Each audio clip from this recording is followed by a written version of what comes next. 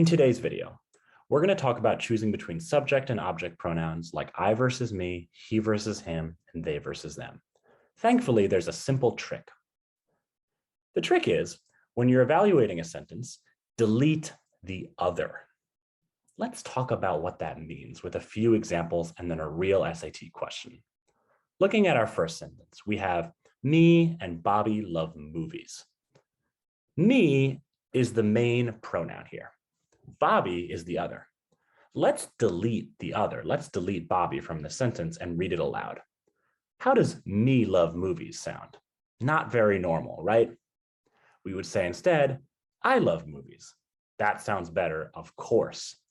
Therefore, the correct sentence would actually be Bobby and I love movies. The order doesn't really matter, but that's typically how we write that. Now, let's look at another example.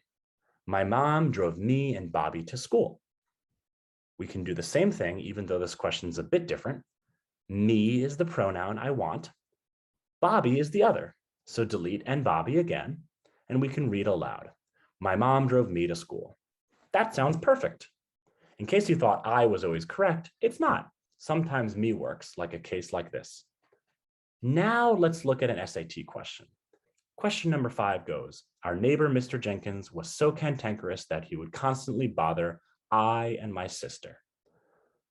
I want to know whether I should change the I, and my sister is the other. So let's delete and my sister. Our neighbor, Mr. Jenkins, was so cantankerous that he would constantly bother I. That doesn't sound very good. I'd rather say he would constantly bother me. Therefore, it can't be A, it can't be B, and it can't be C. The only choice that works is choice D. You can use this trick on many SAT and ACT grammar questions and also in real life. Good luck.